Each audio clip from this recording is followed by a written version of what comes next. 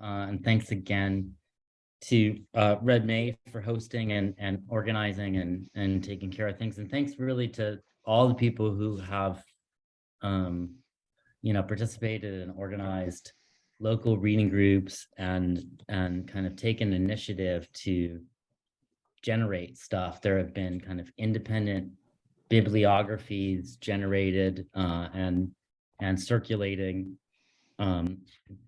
Today we're going to hear a bit later from someone who's agreed to speak today about the Mexican Revolution and its kind of relationship to the material that we're looking at. So the idea that I had is I'll present for a little bit, then I have some question. I have a kind of a question and maybe even a sort of exercise for people to see about kind of applying this theory as it is, and then we'll have some discussion of what was gleaned in the breakout groups, and then we'll have a presentation from Yulia Benjamin of Ahuehuete, and then seeing, hopefully there'll be a little bit of time left for general discussion after that, and then we'll finish. And maybe during the kind of general discussion, people can make announcements about things they've done or things that are relevant. Okay, so something I will argue during this series, and I think I would argue in general, is that the theory of the Workers' Council is really everywhere retrospective and belated. Council communism as a current did not and could not recognize itself at the moment when workers' councils were themselves an active political force, and only truly congealed in the 1930s with the work of the GIK in Holland and Paul Mattick in the US. And indeed, much of what we now call council communism is a product not of the interwar years, but the kind of re-narrativization of council communism after 1956 and 1968, as a result of the new interest in workers' councils generated by events in Hungary, France, Italy, Portugal, Iran, Poland, and elsewhere, but also new ultra-left groups, so to speak, like the Situationist International. The councils themselves are not retrospective, of course, but premonitory, not the too late of theory, but the too early of practice. They emerge, but they do not know what they are, what they might be, what they are for, and what they can do, as we will see in our next session. They are not recognizable. And this is clear from the Rosa Luxemburg essay we are considering today. Luxemburg, as many will know, is central to the development of what in the German Revolution we might call, for lack of a better term, left communism, the communist left, a motley and divided crew in the process of tearing themselves free from the rotting corpse of social democracy, along with various independents and Bolsheviks, from whom they were hardly able to distinguish themselves. The text we are reading is published many years before all this, so we get ahead of ourselves a bit. The point of all this back and forth, these prospects and retrojects, is that Luxemburg does not recognize the Soviets of 1905 when they emerged, and neither, for the most part, does anyone else. Even Kropotkin's writings barely single out the St. Petersburg Soviet. Bolin's memoir of the 1905 revolution and the 1917 revolution too, which claims firsthand knowledge of the forgotten birth of the Soviets out of the clandestine organizing that followed after the destruction of the Gapin police unions, was published decades after the fact. They're Soviets or councils then, but they're hardly recognized as they will be later with their reappearance in Russia, Italy, Germany, Hungary, and elsewhere throughout the 1917-1921 sequence. Nowhere is there a sense in Luxemburg's text that these might be revolutionary organs able to directly produce communism, though perhaps participants viewed them this way. We are in a moment when communism hardly exists as a proximate object for Marxists at the time, Only the anarchists use this term. What is at stake for Luxemburg, and this is largely true even for the anarchists of the time, is the organization of the class. As the Jeff Ely chapter for today shows, this was a period in which a lightning fast organization of the working class was occurring in Europe, in the Americas, and across the globe. We will hear later about the Mexican Revolution, which I think is an important point of comparison for the Russian Revolution, and a place where the commune, as we defined it last week, quite definitely appears. What were the Soviets in 1905? They were instruments for the conduct of the mass strike, first and foremost, for the organization of the working class in a form conducive to the continuation of the struggle. They were an apparatus of struggle. This is what Valine's text makes clear, confirmed by the Theodore Shannon volume. The St. Petersburg Soviet was created immediately after Bloody Sunday and the destruction of the Gapin unions to coordinate strike activity among workers in different factories. The delegate structure then was partly a result of the need for underground work and the fact that a mass assembly would be a target for the police. Given her sense of the terrain, Luxemburg sees the Soviets then essentially as unions. Whereas in the German Revolution, the emergence of the councils will be an organization against the unions. Here, where so much working class activity is illegal and barely begun, the councils are swallowed up by the mass organizational activity, which often does take the form of unionization. This is, as I said, a period of mass organization of the class across Europe, across the Americas, across the world. Within the space of German social democracy, the party reigns preeminent as the organizational form of the day, and one cannot understand Luxemburg's essay without understanding the basic positions about the relationship between party and class operative within and beyond social democracy. She is first and foremost responding to the hegemonic position articulated most clearly by Kautsky that spontaneous trade union activity, struggles for wages, what she calls economic struggles, can never lead on their own to revolution. For Kautsky, this is why the party is necessary. It can elevate these economic struggles, politicize them, give them meaning, and direct them against the state. Luxemburg's essay is criticizing this derogation of the economic and working class spontaneity and self-organization. She does so, however, by dialectically integrating the position of Eduard Bernstein, who had valorized this spontaneous activity of the working class, but done so by suggesting that it offered a non-revolutionary and instead evolutionary path to socialism.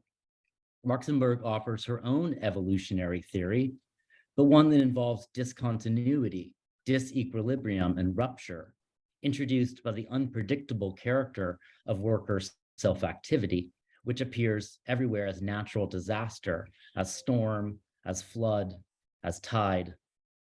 This privileging of workers' self-activity and the attempt to develop a theory of movement from it is why the essay remains, despite its ambivalences, a foundational text for what we will call left communism, and more specifically, council communism.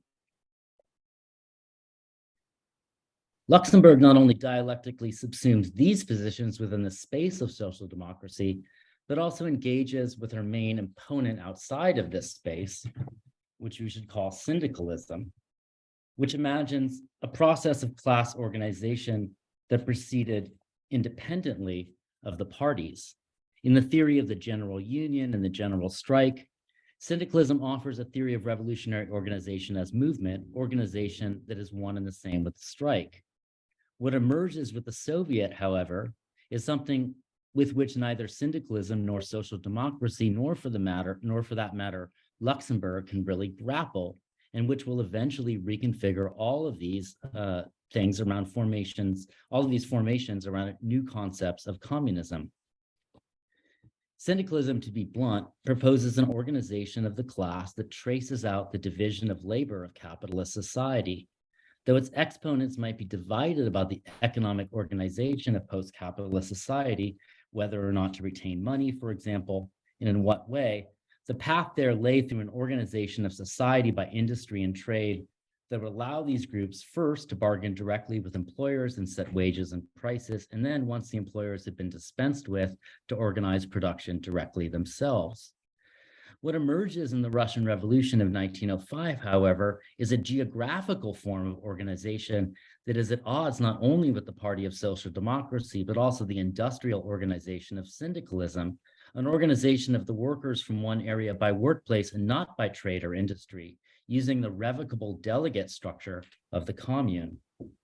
Indeed, we might think of this as the return of communal principles after they had been eclipsed. This is why the councils aren't really recognized until they return a second time after the chaos of the First World War. I've said an enormous amount about this essay without praising it. This is perhaps because it's hard to do something other than sing this essay's praises, which has been my normal approach. It is, in my view, one of the finest pieces of conjunctural analysis by a Marxist.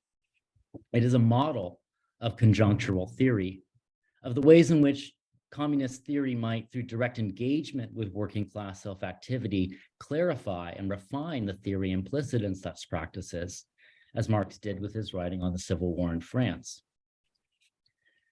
Luxemburg offers something which is, as far as I can tell, entirely novel within communist theory, though perhaps it can be traced back to Sismondi. That is, a theory of the laws of motion of the working class movement, of the vicissitudes of organization, reform, and revolution. But just as Marx mixes physical and biological metaphor in Capital, this is as much a mechanics as a biological and chemical theory. And indeed, in mixing these metaphors, Luxemburg seems to reach for and touch upon what will eventually be described mathematically as complexity. The movement of movement itself, of organization conceived not as noun, but as verb, is neither the motion of a particle acted upon by a central force, nor a pulsing cell, but something somewhat in between, analogous to the fluxions of rivers, of tides, of storms, physical but not mechanical systems animated by something unpredictable, something that cannot be modeled directly. This is, of course, at the non-metaphorical level, what is generated by the strictly unpredictable character of human action, and as I have tried to show elsewhere, derives from our fundamental freedom with regard to capital, the fact that laborers are not machines, but individuals endowed with will who must decide to work, no matter with how large a sigh. The question I have for all of you, the question I would like you to discuss, is whether the schematic that Luxemburg offers can still be used as a theory of movement today. Due to our categories, the political, the economic, the mass strike, which it should be said includes things that aren't actually strikes, work for a moment in history after the workers' movement. Let's identify the elements and be specific about what they are and what she sees. The basic dynamic is this. Political mass strikes develop semi-spontaneously of their own initiative. However, this is only spontaneity from a certain vantage. The Russian Revolution began out of a strike wave in the year preceding it. At the Putilov Ironworks, a key industrial site in the Russian capital, a strike began, which was brutally repressed. This is economic for Luxemburg, since it is a response to direct economic conditions. This led to the spread of the strike across the city, still economic. This strike then coalesced into a procession by the entire working class of the capital, organized by the police unions of Father Gapin, which went to the Winter Palace to make demands for the 8-hour day, for rights of organization, and better wages, where they were massacred. This then was a political mass strike organized toward political ends. But whereas Social Democrats thought the path from there lay through a continual politicization of the struggle by party organizers, Luxemburg argues for another path for the unfolding of the movement. What occurred after Bloody Sunday was an extension of the struggle rather than its deepening, a capillarial spread of individual strike actions across towns and cities, oriented toward local immediate objectives, which then prepared the ground for another kind of wave of political mass action. Every great political mass action, she writes, after it has attained its political highest point, breaks up into a mass of economic strikes. With the spreading, clarifying, and involution of the political struggle, the economic struggle does not recede, but extends, organizes, and becomes involved in equal measure. Between the two, there is the most complete reciprocal action. After every foaming wave of political action, a fructifying deposit remains behind, from which 1,000 stalks of economic struggle shoot forth. In a word, the economic struggle is the transmitter from one political center to another. The political struggle is the periodic fertilization of the soil. And this is sort of toward the end of the excerpt that I made a PDF of for today. This is, let's see, pages 35 and 36, if you have the same page numbers as me. So my question is, can we anatomize contemporary social movements this way? What would be the political and what the economic in, say, the George Floyd uprising, or say the movement of the Gilets Jaunes, or say the estallido social in Chile? And what I'm kind of imagining that we do and see if it works in answering this question is to be somewhat generous with the categories. Obviously, we can find many ways in which Luxemburg's analysis fails to capture anything about the movements today. The empirical details are obviously quite different. But if we conceived of political and economic in the sort of most general terms, and say political is sort of oriented towards the state and articulated in some way, and the economic is kind of sort of immediate and local, could those kinds of distinctions be useful? And can we still speak of, if not a mass strike, something like it that is similar to the kind of dynamic that she identifies?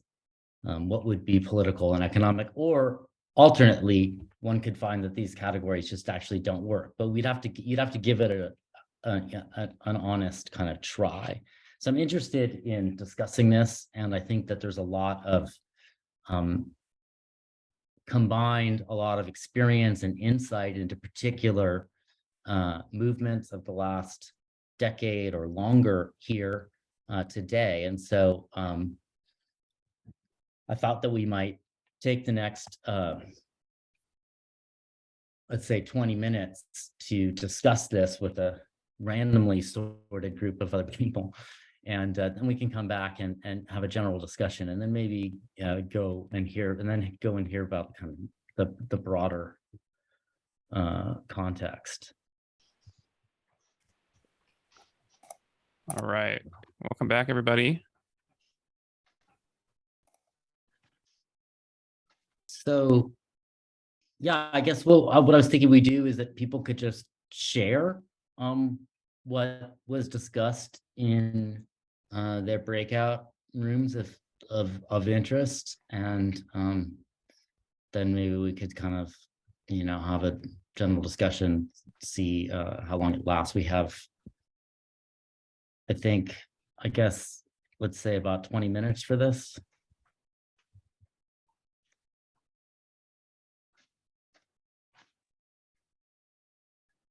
And I think people can feel free to type stack in the chat, and we can sort of order questions, or you can just go ahead and use the raised hand emoji. To answer the question in the chat, I don't think we'll do another breakout room, but I think we'll just do more big group chats from here on out. But Mahim, you want to go ahead? Yeah, so I was in the room with Brian and Jimmy, and I think we started talking about how trade unions, especially at local workplaces, kind of like only focus on economic issues and like, how, because of how different the workforce is structured at most workplaces, it ends up being like a counter-revolutionary force. We then, tried to relate what Jasper asked, with like the George Floyd uprising and, this idea of mass strike.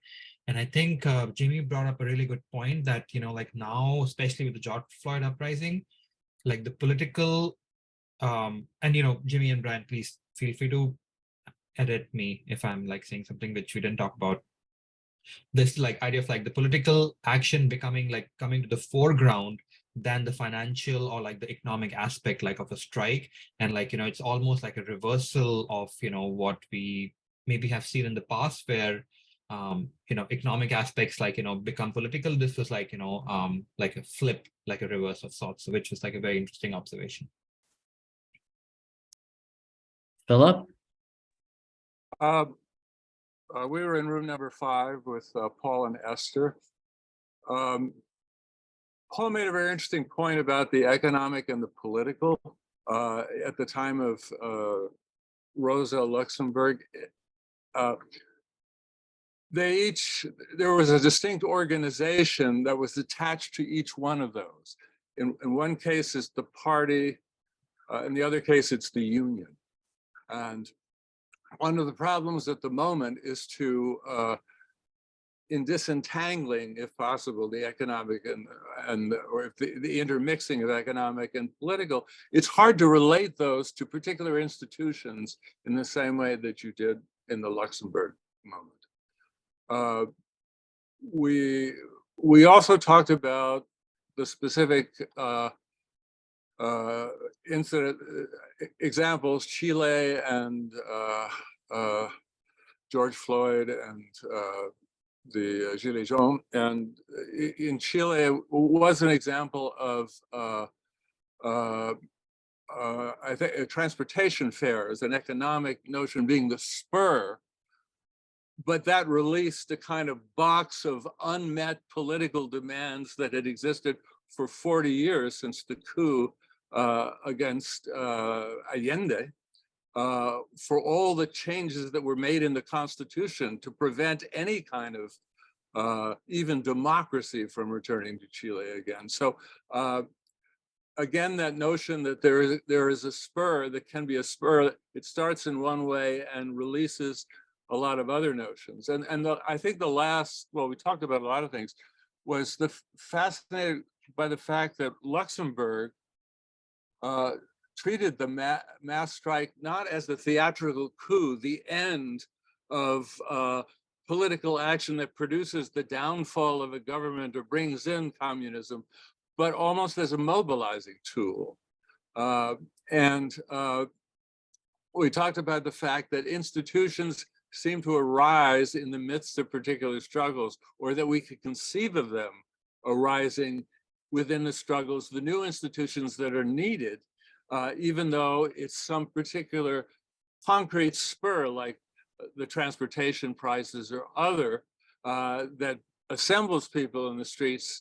The notion that something new can arise, like in Chile, for example, the cabildos, which are the sort of town meetings, town square things. And the last question we had is, why is it that in all of the moments that people were brought out into the streets, some perpetuating institution seemed not to be formed to carry it to a stage further? We also, I was in the group 7 and also talked a lot about, Jasper had brought it up in the first session too, kind of like what from these texts is more relegated to, the dustbins of history or and what's still relevant, like not that history isn't relevant, obviously it is, but what is more like a living relevance, and then what aspects not in like Luxemburg's text, but because it just wasn't a part of that time, are like would be added to today in thinking about these things and thinking about like an evolutionary mass strike, or whether it takes a different form more away from labor, or and come up with a lot of just really interesting discussion on kind of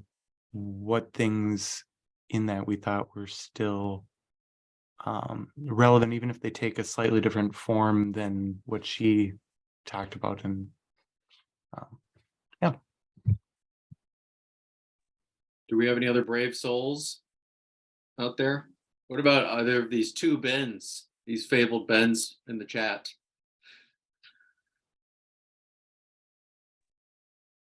I'll give it a swing.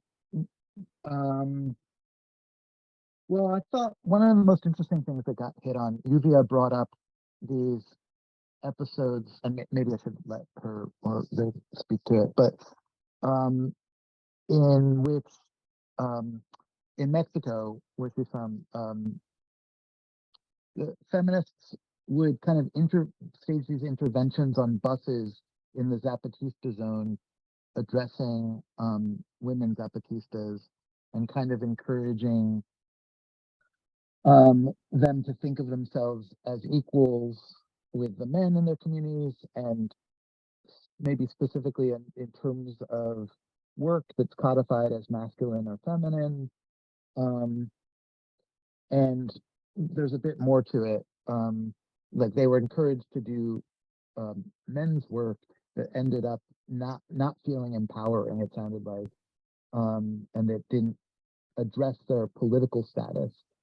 So we kind of, that was one of the examples that we kind of picked apart, like where the political begins and the economic leaves off, or how they relate. Like the real question is like your status in terms of power in your community, and merely carrying out economic measures doesn't rearrange the overall power relation. But I'm probably not doing justice to it.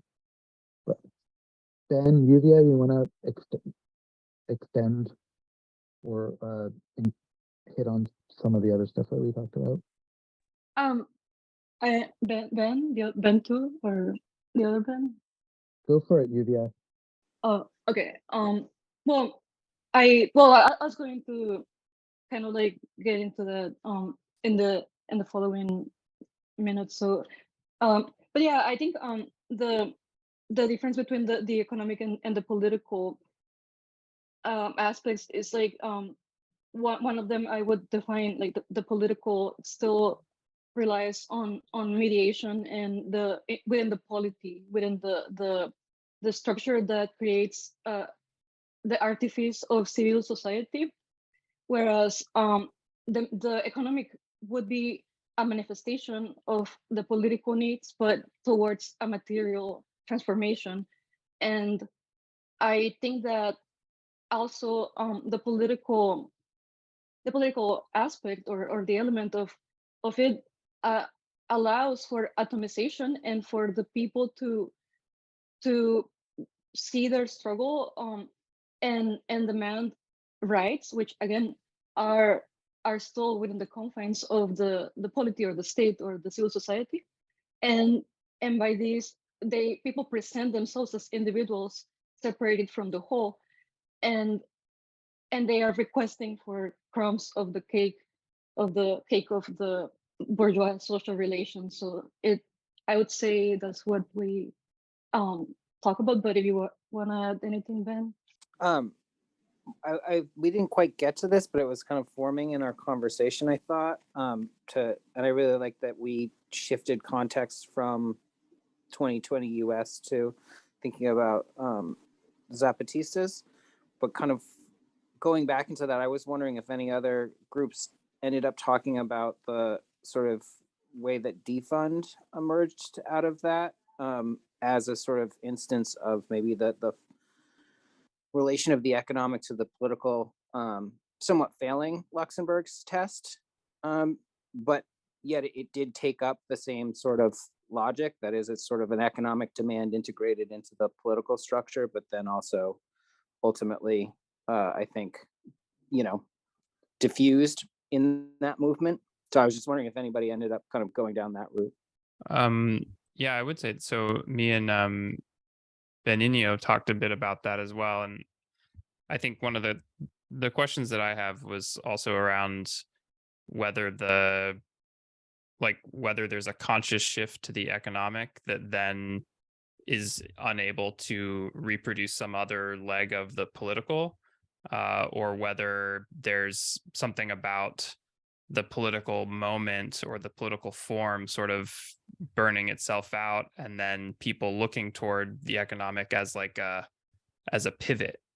So whether it's something that kind of like is the economic where the political ends up when it doesn't do enough, or is the sort of like the economic the thing that that more people are excited about going to?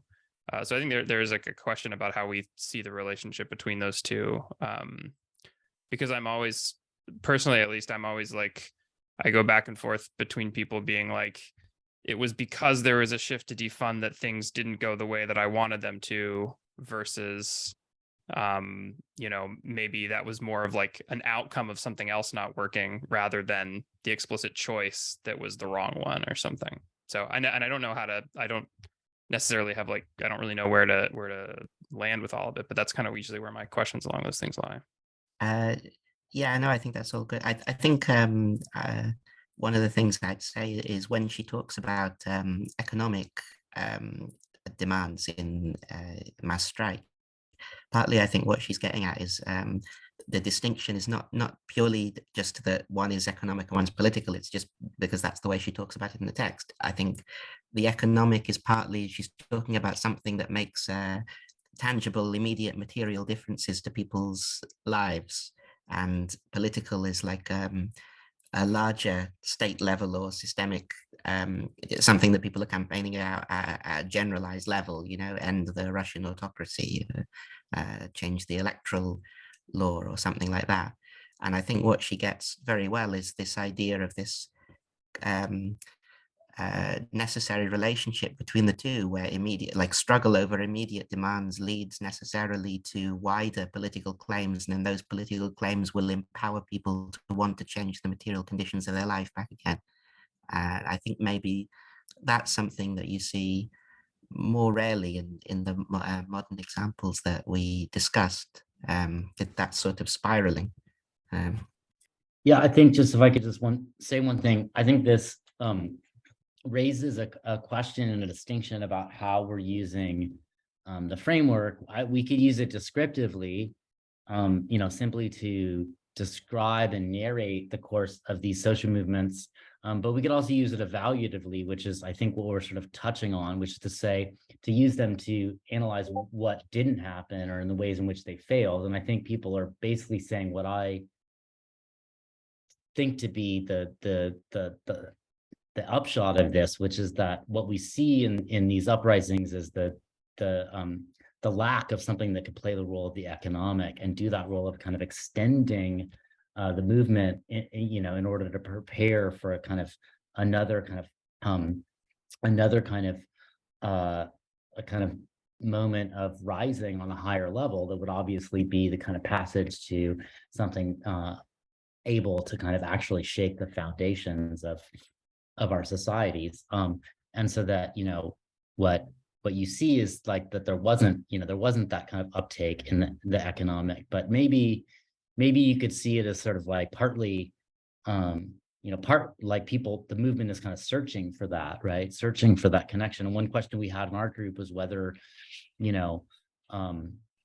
it was possible to say that the Great Resignation and the sort of, the kind of mobilization of, kind of trade union, new kind of union activity in 2021 had any kind of connection. And even if you say it didn't, right, you could still say evaluatively that the goal would be to produce some connection, right? That would be how the movement might have kind of succeeded, by producing some connection between those different spheres. So, yeah, I think kind of hopefully building on what Jasper's saying about the sort of evaluative would be not exactly the same, but again, I kind of am thinking around the question of the integration of the George Floyd demands around abolition into defund that were largely a failure, except perhaps in the way that they did draw out a certain underlining economic relation within the state, which is to say, like in Minneapolis, for instance, with where you get the electeds making this claim that yes, we're going to, we're going to take apart the police department, only to find that in the very city charter, they in fact have to fund a police department. And so you can kind of see the way that something like the economic at the level of the state budget is structurally tied to this, and that evaluatively kind of maybe reveals something that might point to an economic sort of shift. It didn't. And yet it seems like that might have been one of those sort of another part of the missed opportunity.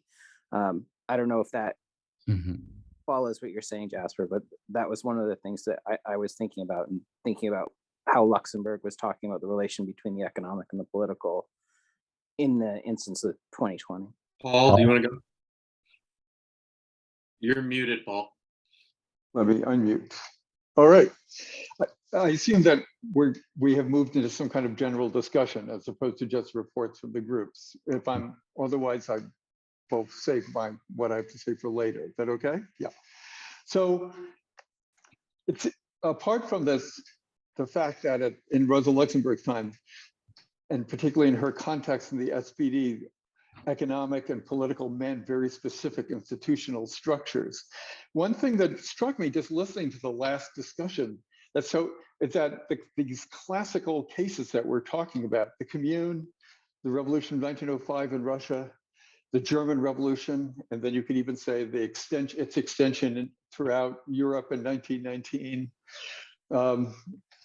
that all of these were cases in which politics and economics were completely inextricable. That if you were marching on the Tsar demanding bread, you also knew that it was time for the Tsar to go. The constitutional republic was in everybody's head. The crisis of the Tsarist regime had been ongoing now for decades. And the same thing in Germany, that the revolution was not a response, it was a response to economic deprivation. Begins already in 1916 when people are starving to death in Berlin during the war. But it's finally triggered by the defeat of Germany, by the end, by the war. And it has immediately political demands, freeing the prisoners, essentially getting rid of the old state and putting in a new socialist government. So it seems to me that Rosa Luxemburg's, I like very much what Benigno said. I thought he stated very beautifully the wonderful core of what Rosa Luxemburg is saying, that the division between economics and politics, which was enshrined in the social democratic policy, is an incorrect way of looking at the way in which struggles actually evolve in the world, or even just the way that capitalism works. But I think we shouldn't get too hung up on trying to identify political elements and economic elements, except you could say in the old-fashioned way, but even there, no, I was about to say something which was nonsensical. You think of something like the teachers' strikes of a couple of years ago in the United States. It's purely economic. They're just not getting paid enough. And they don't have enough assistance in the schools and so forth. But it has an immediate political meaning. It's already against the unions, it's against the state governments, which don't want to put up the money, it's against mostly Republican state governments. So the whole thing has a political complexion. And I think that we are living in a moment where it's almost impossible to distinguish economics from politics, not just because the state is responsible for 40% of the economy, but we are sort of but also because there are no longer political institutions of the 19th century sort, political parties that really mean anything or have positions.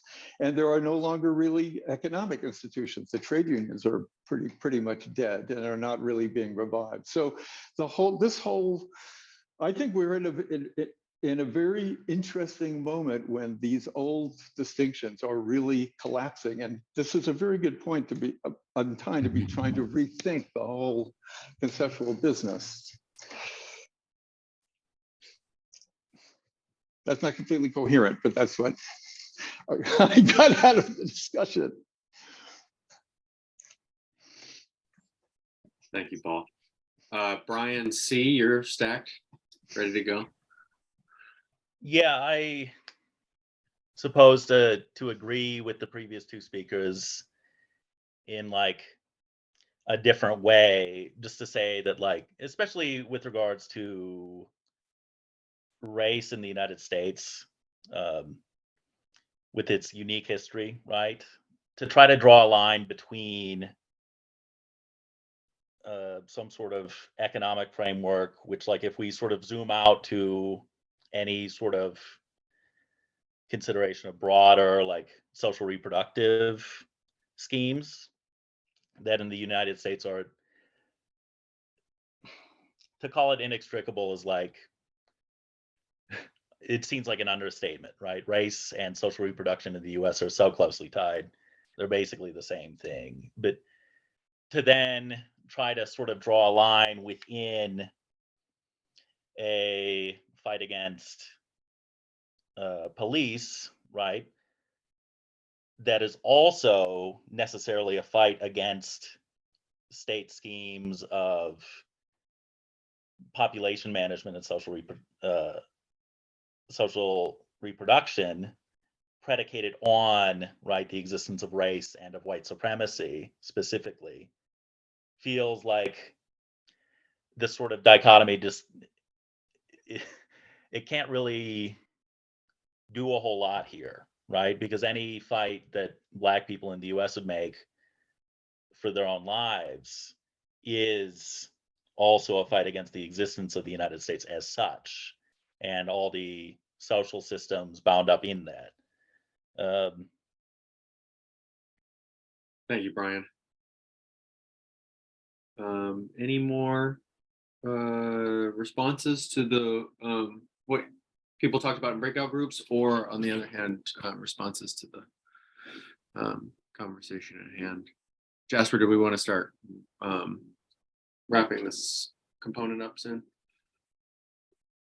You're muted. I feel like our, sorry, can I say one thing? Yeah. From our group? Yeah, please. Yeah, just our group did have a really interesting discussion, I thought. We had people from Italy, France, and the US in it. And I feel like our group should at least say something. I mean, we all were grappling to fit Luxemburg's framework to current struggles, but we found some common themes everywhere that you know, including police brutality, police murders being important triggers, and in 1905 in France with the Gilets Jaunes and with George Floyd, and everywhere in contemporary struggles, people struggling to well, go that there's something kind of like the economic, you could say, in that even if it has nothing to do with workplaces, which are very much not suited to concentration of militant workers these days, but something like the economic in terms of like the immediate demands of the Gilets Jaunes, of the George Floyd, going that these struggles like go beyond the immediate demands, and are, I guess, like Jasper's been saying, like searching for something bigger. Is there more we could say from anyone in my group? Maybe that's good. Is there another group that didn't present? Just like would like to share what was said? This has been so great, really helpful. Okay, well then maybe we can go on and hear from Yuvia, and then we can have some final remarks and wrap up. Does that sound good? Yeah, real quick, Yuvia, do you need to share your screen or anything, or are you just gonna talk? Yeah, just talk. Okay, great. Go for it. Sorry. Nope, wonderful. I'll put you on the spotlight. Okay. Hi, I'm Juvia, and I'm here to talk about well, I guess it's difficult to attempt to condense an entire century of Mexican history into a few minutes, but I'll try my best to do justice, I think. So I'll start. Jasper raises what I find a pivotal question. Do Rosa Luxemburg's categories, the political, the economic, the mass strike, do they work for a moment in history after the workers' movement? After reading the text several times and examining Jasper's overview, I grasp how Rosa Luxemburg's analysis was fundamental for having found the root of the labor movement's tendency to cooperate with capital. This proclivity, which turned into a pattern emerging in multiple geographies, could only lead to the movement's subsumption, since, as Marx described, all the progress of civilization, or in other words, every increase in the powers of social production, such as results from science, inventions, division and combination of labor, improved means of communication, etc., enriches not the worker, but rather capital. Hence, it only magnifies again the power dominating over the worker. Since capital is the antithesis of the worker, this merely increases the objective power extending over labor. Ely, I think it's pronounced, Ely's essay Stay With Me Longer somehow throughout the days preceding the session, which I wasn't necessarily expecting. It was his allusion to the not now, later. I couldn't shake off my mind. This disposition to express this remark, this procrastination of the overall revolutionary goals is not distinctive, not exclusively manifested as a concern of the feminist movement, a trajectory that the author explored in depth, but in fact, a common remark shared by figures like Césaire, Fanon, Du Bois, Zapata himself, and more. For Ely, the entities that comprise the movement failed to develop a consistent approach to the emancipation of women, constantly sidelining it for the male-defined priorities of the class struggle. This inability came from deeply ingrained working class attitudes, from family values to the cultures of workplace discrimination, bordering frequently on misogyny.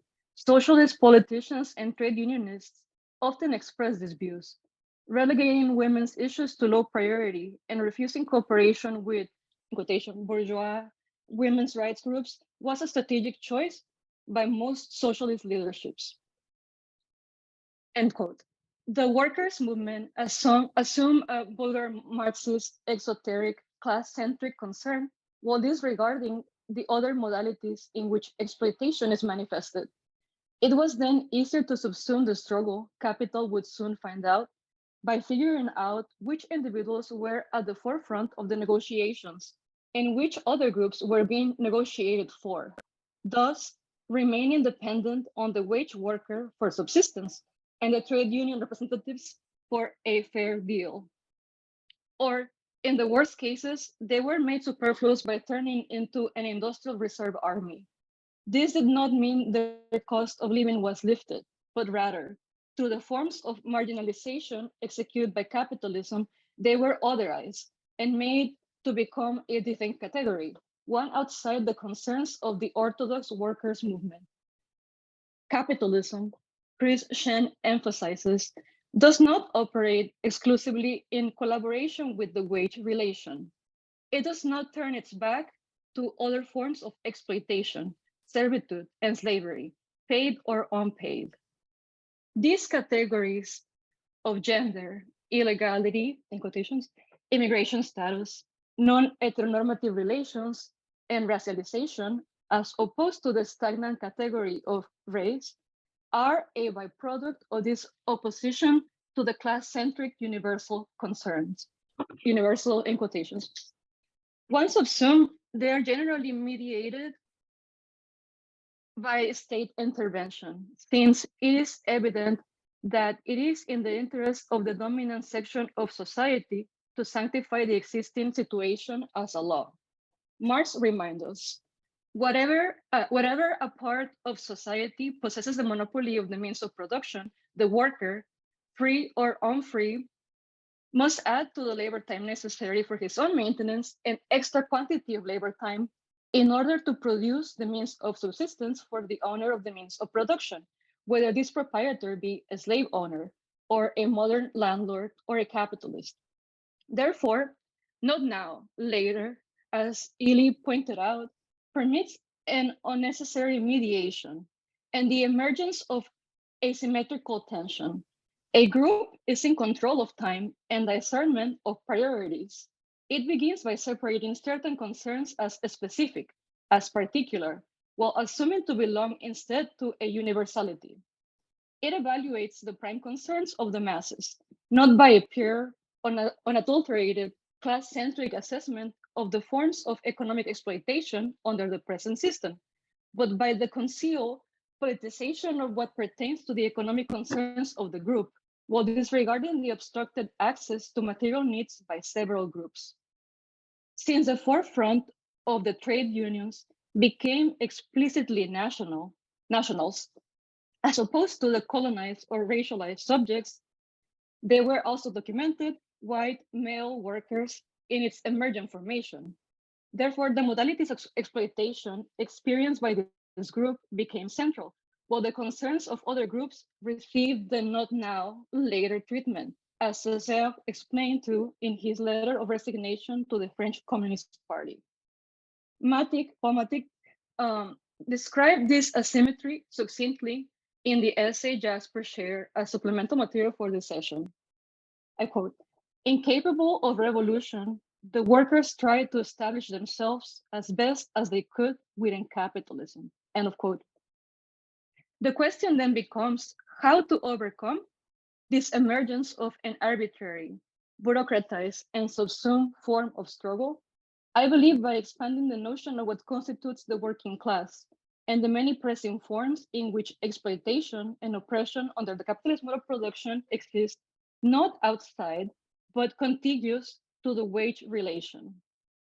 Otherwise, as Luxemburg, Mattick, Ilya, and Marx himself described, these economic conditions become obfuscated by bourgeois social relations, emerging through a veil as, in quotations, political, thus becoming attributes of an individual, never of a group or a mass, to be fought individually at the ballot as merely bourgeois rights, if documented and able to vote, that is.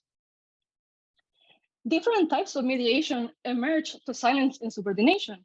As a recurrent and conflictual breeze, dissent is bound to show up inescapably in our present social organization. Dissent emanates like a cough impossible to suppress, suspecting the beginning of a cold when one plays hide and seek. It arises from within. Antagonism is imminent.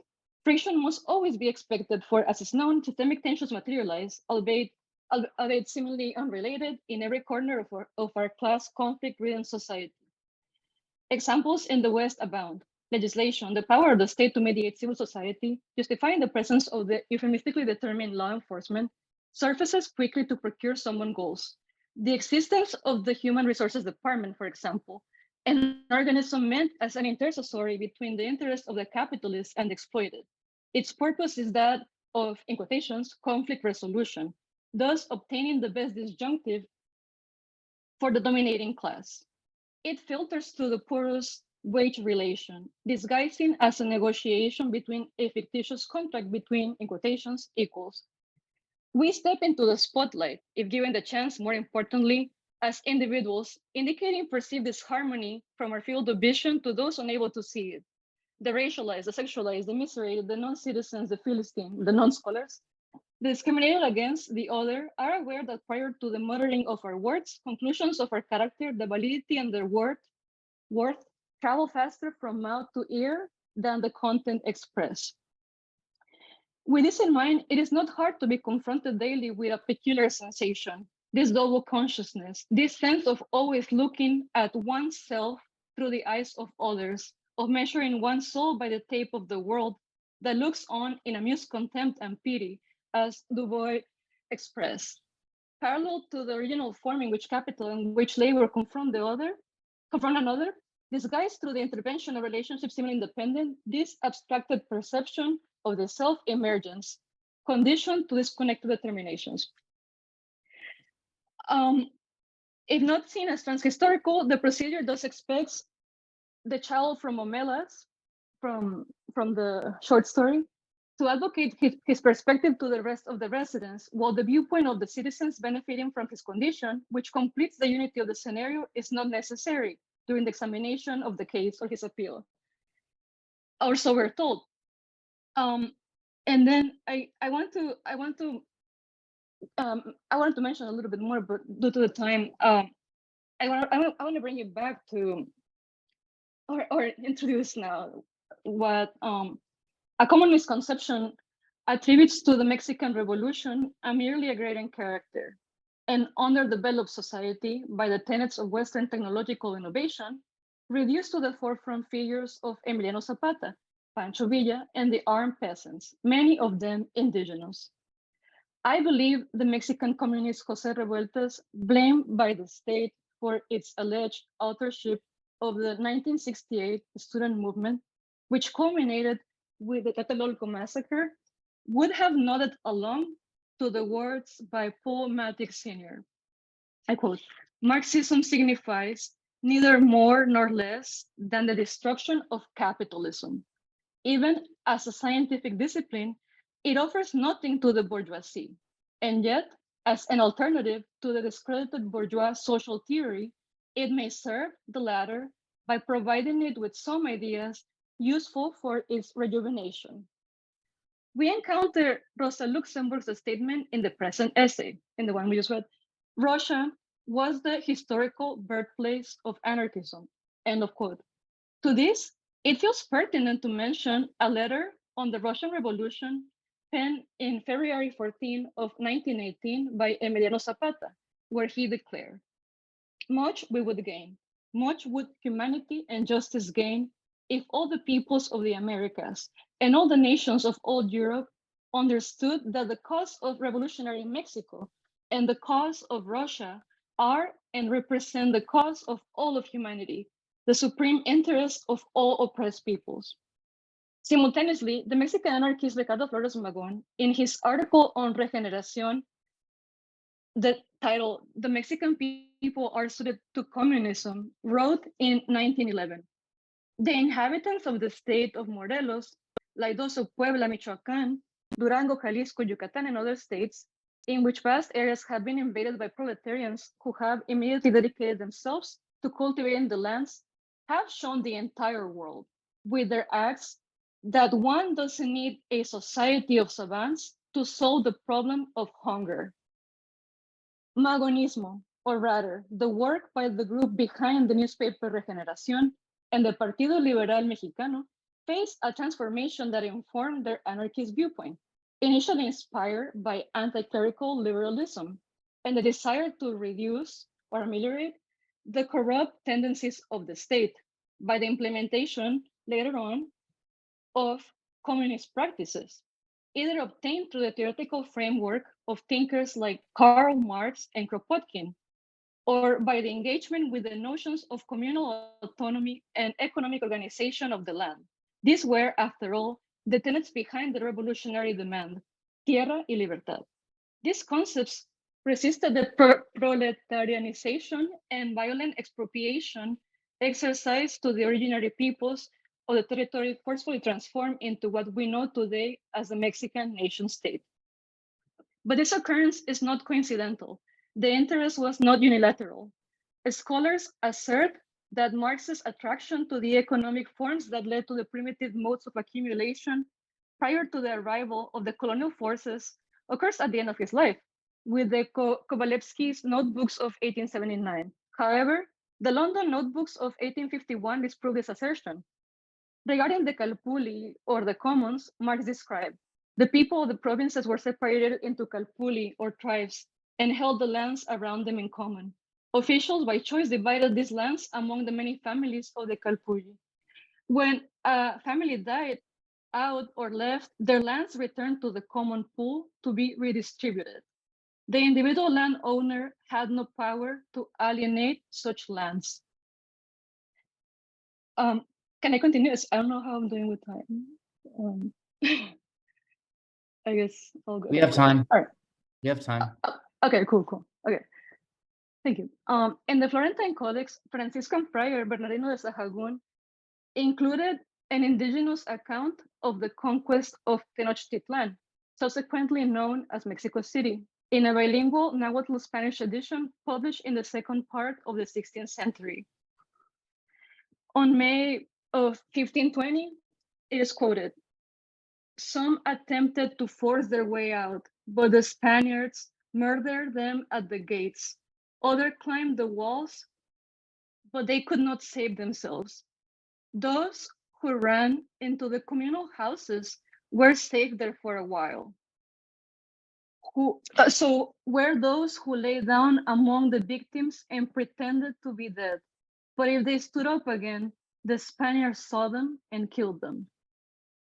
When Zapata and Magon speak of land and freedom, they do not refer solely to the territorial mass, but rather the ties to it and the social relations that emerge from adherence to it. Zapata's refusal to occupy the presidential chair when entering the presidential palace, as well as Magon's commitment to anarchism, frames the Mexican Revolution as inherently anti-state from this perspective. Letting it wither or wither away, like the state, was never an option. But there was no naivete in the social relations they aimed for.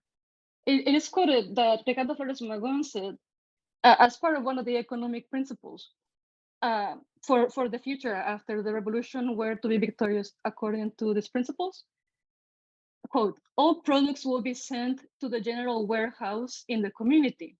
There, everyone will have the right to take everything they need according to their needs, with no other requirement than to show a password, providing that to be part of this or that branch of production. As the aspiration of the human being is to have the largest number of satisfactions met with the least possible effort, the most suitable means to obtain that result is the common work of the land and the other industries." End of quote. The social structure adopted in Mexico by the state attained under the revolution-made government such a particular nature that the ruling class can immediately brand as dangerous, as subversive, as contrary to the interest of the revolution, or as a social disintegration, any political competition with a class character. We could point out, as it stands out almost theatrically parallel to Mattick's example, the existence of the Mexican Revolutionary Party, a political entity founded in 1929, and an oxymoron: institutional, revolutionary, and party emerged as peculiar semantics. This organ ruled uninterrupted for 71 years. It reappropriated the entire aesthetic and the entire demands of the Mexican Revolution. The vignette depicted by the workers' movement in the West differs from the intent of the participants of the failed Mexican Revolution. In his 1910 article, Los Ilegales, published by Regeneración, Ricardo Flores Magón emphasized, "The revolutionary is the ultimate illegalist. The person whose action always conforms to the law will be, in the best of circumstances, a well-domesticated beast, never a revolutionary. Law conserves. Revolution regenerates." Ricardo is echoing, by accident or similitude, Walter Benjamin's Critique of Violence, written 11 years after Magon's essay. Emiliano Zapata stated clearly in a letter from 1918, "It must not be forgotten that by virtue and because of the solidarity of the proletariat, the emancipation of the worker cannot be achieved if the freedom of the peasant is not achieved at the same time. Otherwise, the bourgeoisie could set these two forces against each other and take advantage, for example, of the unlearned condition of the peasants Yeah. Oh, sorry. Sorry, chat. Yeah. Sorry, I lost myself. But the bands that I met are super cool. Ben, stay in touch. Okay. Otherwise, sorry. The bourgeoisie could set these two forces against each other and take advantage of the unlearned condition of the peasants and fight and restrain the righteous impulses of the workers in the same way that, if the case arises, it could use the unconscious workers and throw them against their brothers in the countryside. And that is exactly what happened. Anyway, not to get carried away. Adolfo Gili described the Morelos Commune as what the peasants and agricultural workers of Morelos created was a commune, whose only worldwide equivalent had been the Paris Commune. But the Morelos Commune was not of the workers, but of the peasants. They did not create it on paper, but in the facts. And if the Zapatista agrarian law has such importance, it is because it shows that beyond the local peasant horizon, there was a wing that had the national will of organizing the whole country on this basis.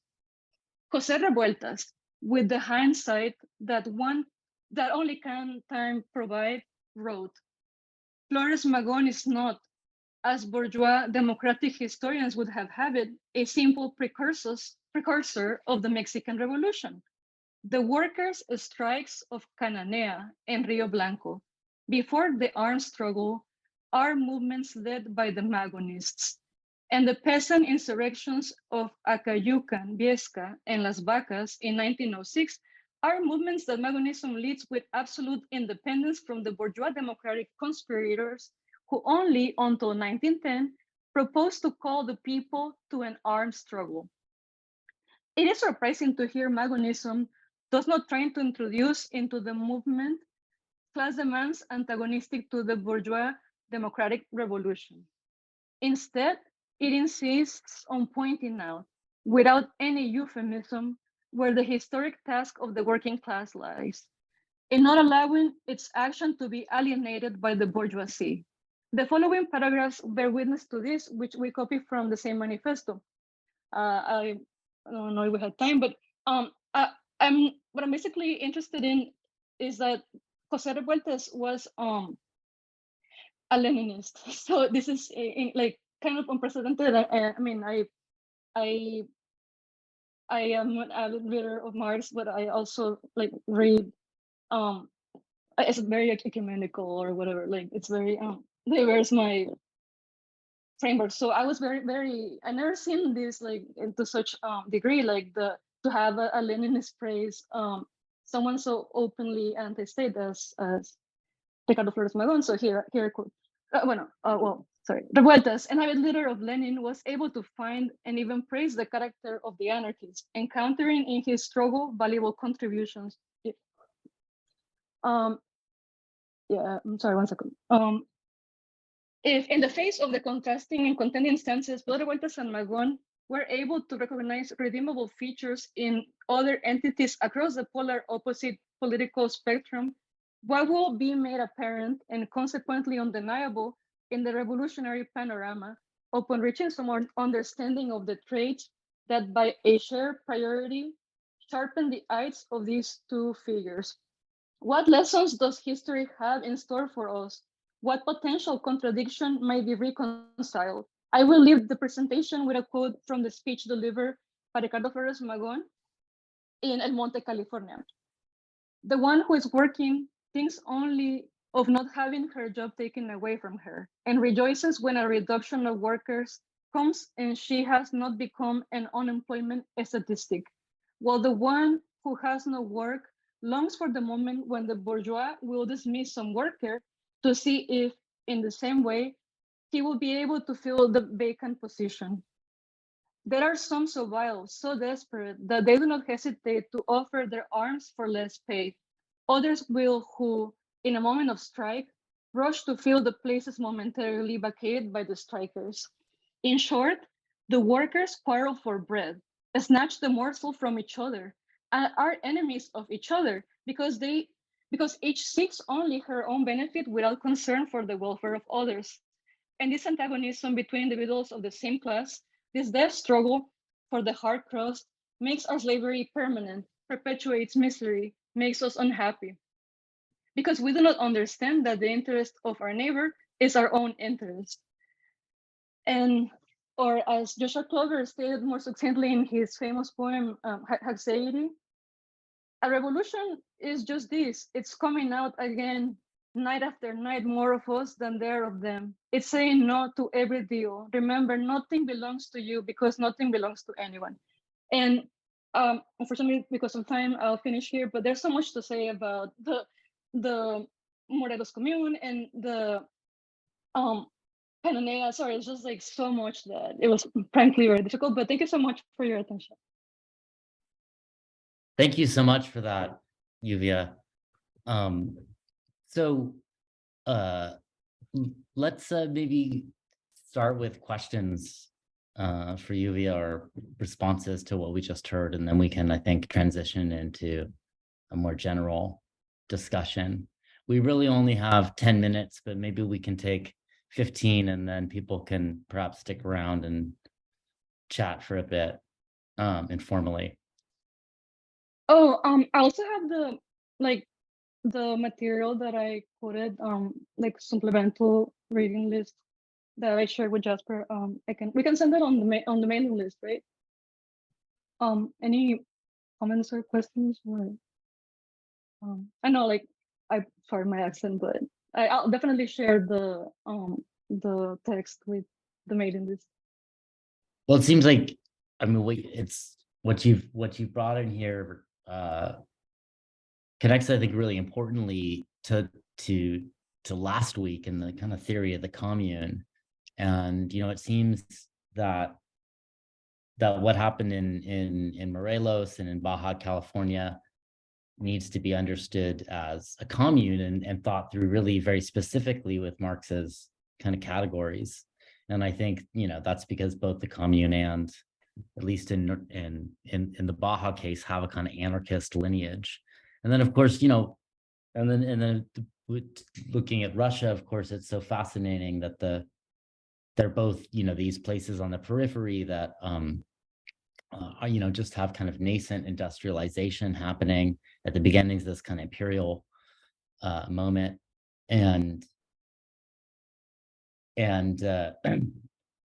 both what the quote you showed from Marx really demonstrates that his thinking about Mexico is quite close to his thinking about the Russian Mir, and that he sees really similar kinds of underlying communal structures that might be the basis for non-capitalist organization in both cases. So I think that's really fascinating.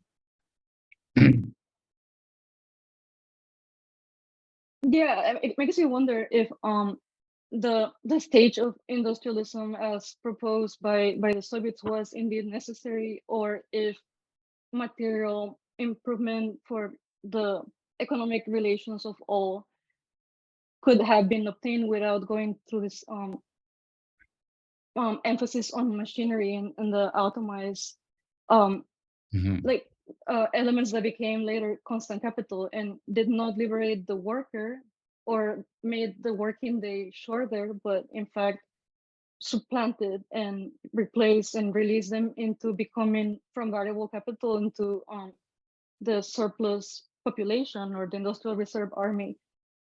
So it makes you refrain. I think, like, thinking about it from outside the West, it doesn't seem like, I mean, now we're seeing that with the situation with corn, for instance, that corn through the monoculture has, I mean, it's in Mexico, it was protected, the cross-pollination of the plant, and an introduction of the chemically deteriorated or improved in plant, it's not only will make sure that the rest of the species stops existing, but also in Mexico, many elements of the corn, even those that would be considered undesirable because the corn would grow some mushrooms, for instance, like with lacoche, etc. Like all the elements of the corn have been not wasted wood used, for example, for scrubbing during the shower or something like, or like for making tamales, right? To wrap them with the leaf. So our understanding of resources, it and like material conditions changing. I think when examined within this light, makes us wonder what would have happened if Zapata was not assassinated, or if the whole bourgeois revolution had not triumphed, right?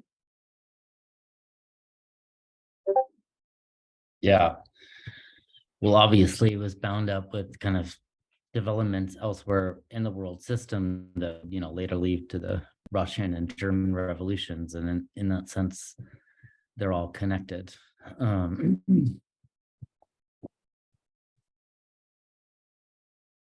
Seems like Brian. Thanks for presentation. It's great. I think to me, both looking at like in the early 1900s around Zapata and today, I think we do ourselves a big disservice to only look to Mexico or to other countries in a limited sense, like only to cite as an example, or as Livia said, like seeing it only as a peasant's revolt, like in a very limited sense, and then being extractive of, you know, what's a value, what we determine as a value to us in analysis, and this extractive sense is not only very colonial, but it also misses so much, because as she was saying, like there was so much more going on both then and today.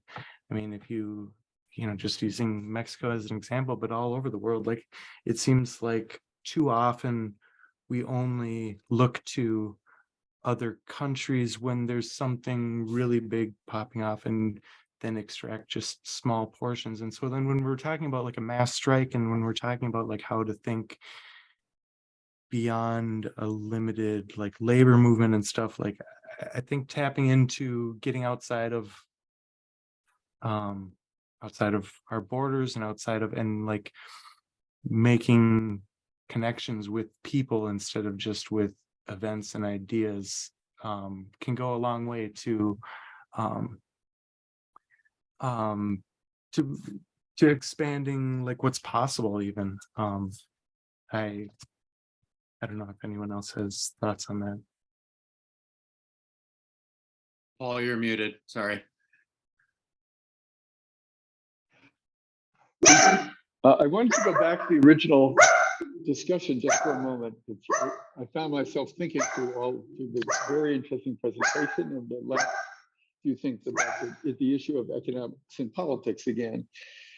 And I was thinking that it actually was a very good choice to have this text by Rosa Luxemburg for this topic, even though she seemed to be unaware of the existence of the Soviet, of the importance of the councils in Russia.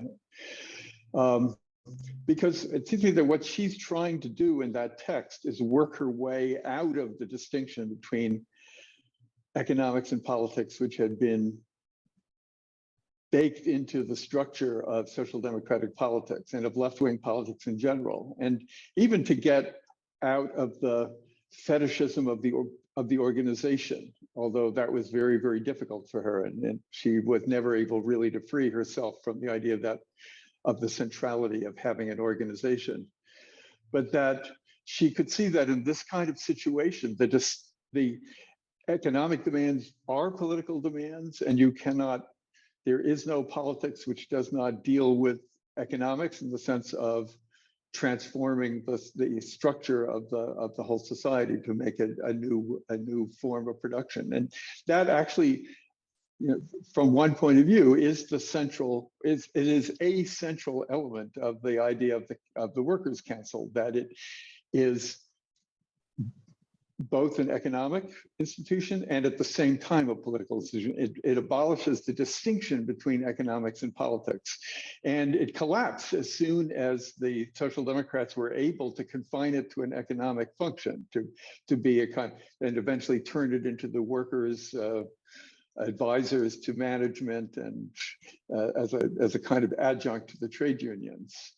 But you could see that, seems to me that I think that's why Rosa Luxemburg remained so important for the council people, that she really was the first person who really saw her way out of that distinction, something which wasn't even very clear to Marx's generation, where they still had very much an idea of politics. You know, maybe we'll win in parliament, or probably not. We'll probably also have to be an armed insurrection. But it was very unclear what any of these things actually meant. But I think that she already saw in the Russian Revolution, oh, this framework of political organization versus economic organization, this is a misperception of what a revolutionary change would be. And that's why I find that writing particularly interesting. And I think also that's why it was meaningful to people who in the 30s began to try to understand the council experience. I don't know if that makes sense to other people. That's a fantastic point. And just Super to add a helpful. kind of a footnote to it is that as far as I understand, I don't even know if I can pronounce this right because I don't really speak German. The Unionen, they were unions in the sense they were unitary because they were unitary. They didn't split the economic from the political. They were unified organizations that refused that the factory groups. That's why they were unions. They were not unions because they were unitary and united the political right. The rule of people, that was what they had learned actually from the whole council experience. You have to have one thing. Mm-hmm. Right. Right. That's a fantastic point. Because as soon as the council collapsed, the whole new movement split again between the communists who represented the party and then the unions. And then began the whole problem. Should the party infiltrate the unions? Should they have their own unions? And then the whole thing was completely over by that time. As soon as that, you begin to have that kind of organizational structure recreated. That was a sign that the revolutionary movement was finished. Just to continue this discussion, since you raised, I think that we've thoroughly deconstructed her categories and shown them to be, inoperable. And I think what the presentation that we got just from Yuvia about that, we can see that the second international theory of the division between the political and international is based on this kind of hierarchy of demands and projects and a hierarchy of subjects that is, entirely inadequate. It was inadequate then and even more ridiculous now. And I think that's absolutely right. One thing, what I was sort of imagining to be the recuperable core, and what I sort of heard, I believe Benigno say, was that there's a way in which we can revise the categories so that political represents what I might call, for lack of a term, symbolic, and economic represents material in some sense, and that there is a kind of passage between actions whose kind of immediate content and power isn't completely clear, storming going to the Winter Palace or something like that, and then things that are oriented towards immediate objectives. And I think even then the categories start to break down. But there may be something there, and I do think that if we revise them in that way, then we do see say a struggle over transit strikes, over transit fares, can become politicized and oriented towards in as much as it's trying to kind of pass to a new level, can become symbolic in its kind of actions and things like that. And that's that's often the kind of about the course of a movement that is pre-revolutionary, and of course the theory of the council tells us that at the moment of revolution those categories must break down, or the revolution itself breaks down. But there is still, I think, I think there is a theory of movement to be developed from her categories that does something. But I'm not completely sure what. I would say that the thing that she gets at, which is I think useful, when she talks about economic demands, it's something which people struggle for an immediate change, which actually benefits them directly. And in the context of what she's writing, because she's writing about unions, it makes sense to talk about it in the sense of economic demands, because when you talk about an economic strike, you're talking about something like fighting for higher wages or lower hours or better conditions at work, whatever. But whereas if you, the political demand is something grandiose, something that has no, you're relying on somebody else to do it for you from above, in a sense. It doesn't have the same empowering nature. It doesn't necessarily mean it's not an economic demand. If you were like fighting for old age pensions or something, that's an economic demand, but it's a political one in her sense, I think, because you're talking about something at the level of the state. You're talking about something like, you know, defund the police in a modern sense is a political demand.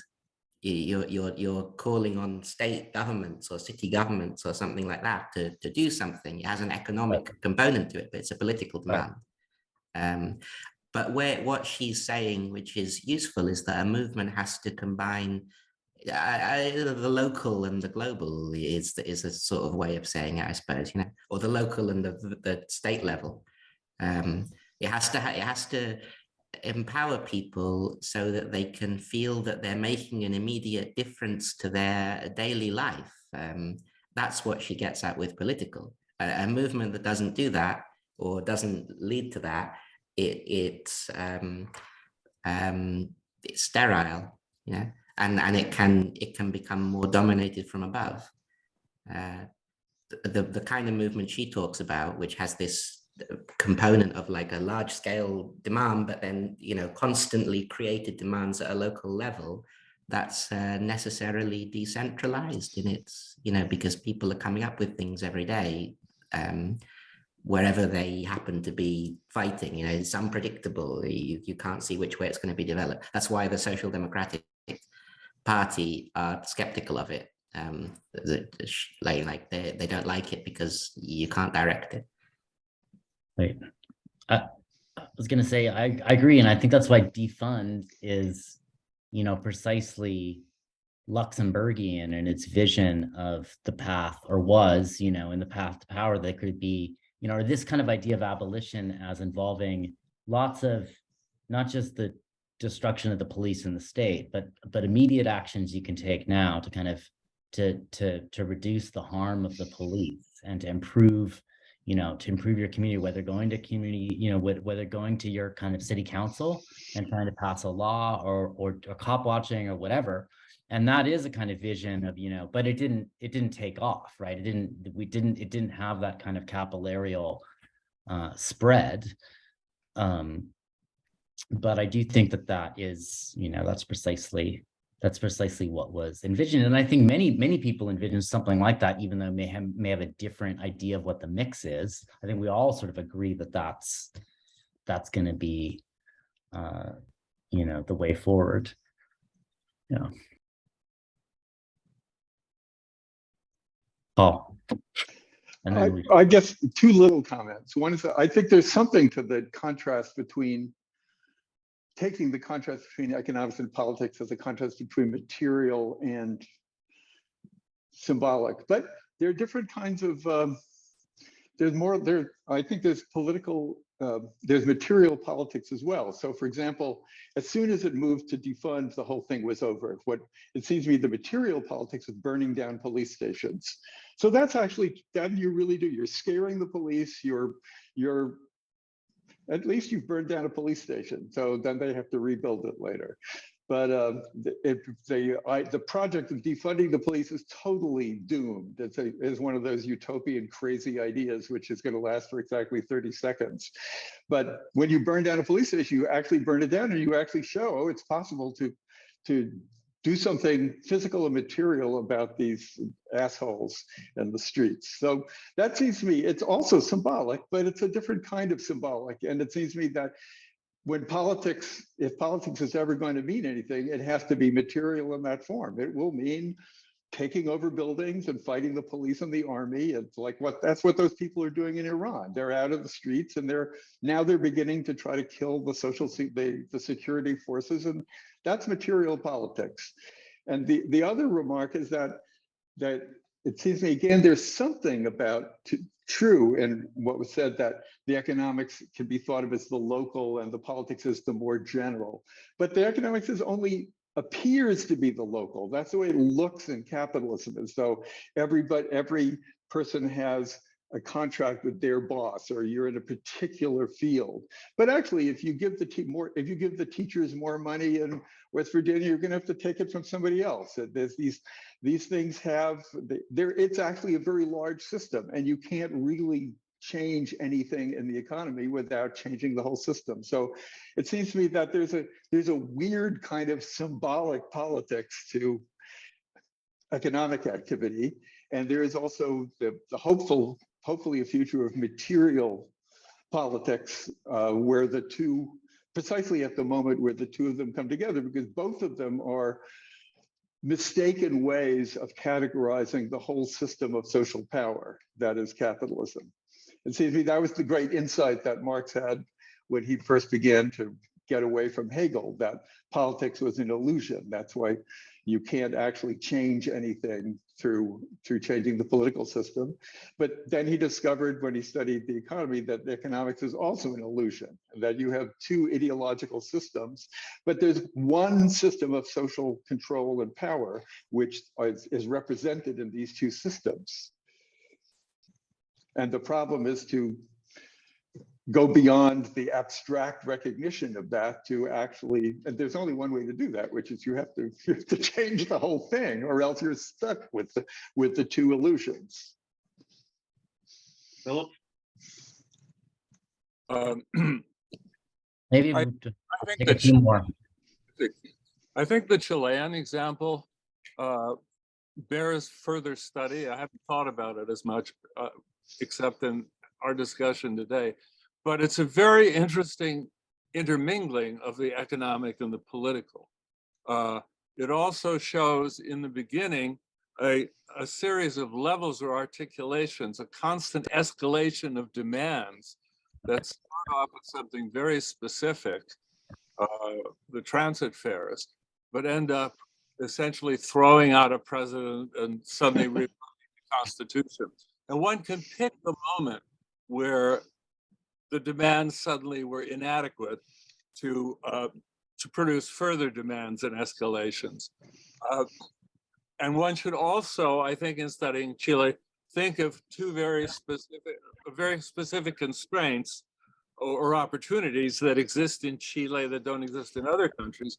The one opportunity being their peculiar history starting in 1973, which everybody bears the consequence of and knows about, in a way that other histories don't provide some immediate point of reference. But at the same time, we're back in the same problem that Allende had about communism in one country or socialism in one country. What is the ultimate, how does one